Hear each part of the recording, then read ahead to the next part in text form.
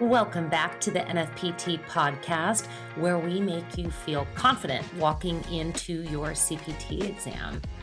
Today, we're giving you tools to answer questions on identifying overactive and underactive muscles. Now, this is specific to client fitness assessments, and most new trainers struggle with learning this material, mostly because they go into it just straight up trying to memorize the anatomy. But today, we'll talk about how you can learn the information and understand it conceptually. So, this helps you not only pass the exam, but also be better equipped at working directly with clients. So, let's get started. First off, movement assessments will be on your final exam. And in the NFPT Core 4 learning model, this is a big part of movement patterns. Actually, stated another way, when you know movement patterns, being able to answer these types of assessment questions on your exam will become a no brainer. So, with a solid understanding of movement patterns, you can correctly name the impairment that's happening.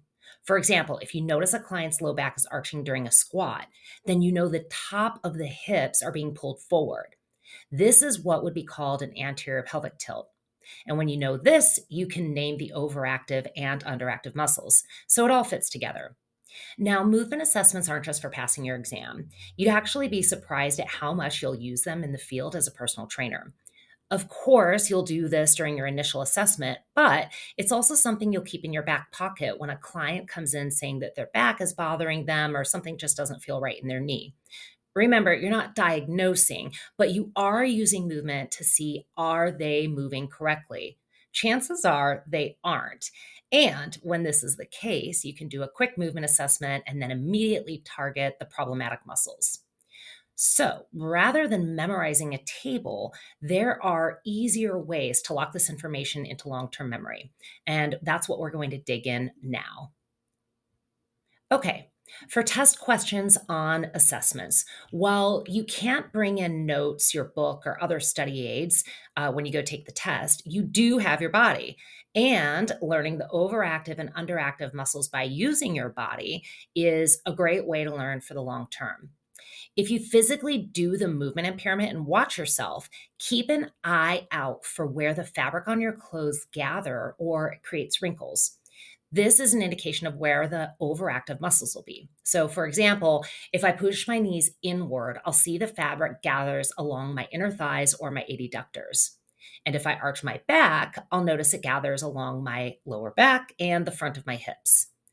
All of these examples will tell me that my adductors are overactive when the knees move inward, and my low back and hip flexors are overactive if my back arches. So, simply by doing this motion, you might also be able to feel the tightness. And that's just another clue on where the problems lie. So, this is just for the overactive muscles, and that's half of the puzzle. The other half is the underactive muscles.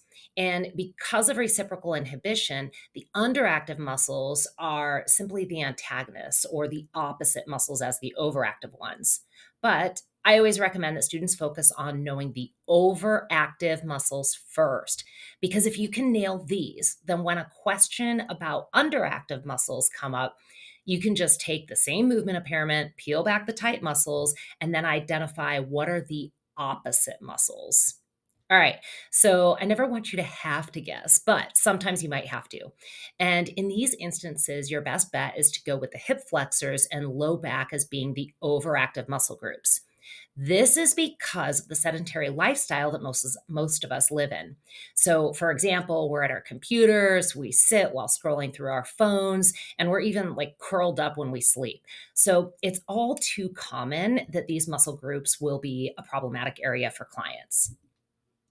All right, let's quickly dive into a few concepts and terms that are helpful to know when prepping for assessment and imbalance questions on your CPT exam. First is reciprocal inhibition. Now, we just touched on that. And all this means is that when one muscle shortens and contracts, there is an opposite muscle that lengthens. This allows motion to occur.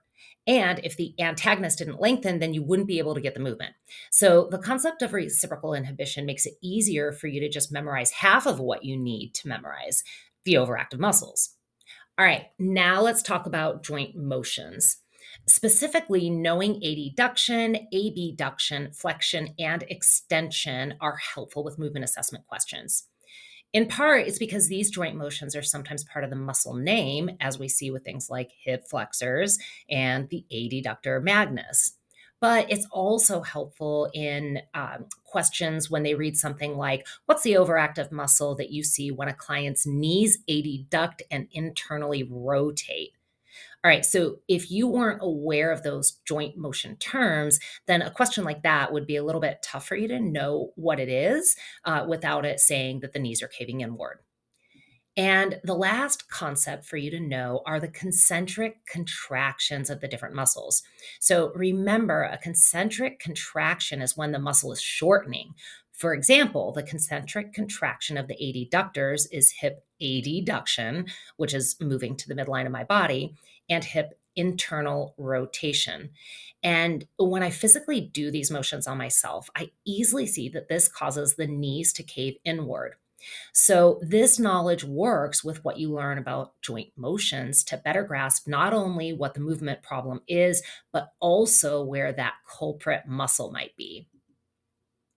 All right. As we wrap this episode up, remember you will see questions related to movement assessments and problematic muscles on your CPT exam. But how these questions show up in the way that they're asked will definitely vary. You might have to identify the underactive muscle in an imbalance, or you might have to name the impairment when given the underactive muscles. So be prepared to answer these questions in a few different ways. Movement assessments fall under the core 4 CPT anchor of movement patterns. And you approach this learning by knowing the foundational concepts we just addressed, which are reciprocal inhibition, joint motions, and concentric contractions. And then you practice on yourself, others, and in your quizzes. And then lastly, you leverage the confidence you now have in answering questions on the exam, regardless of how they're written.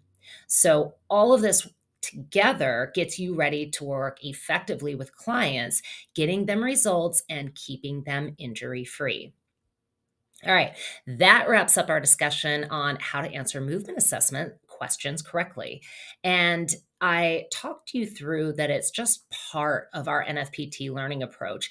And this NFPT learning model is how we're able to get such great first time pass rates.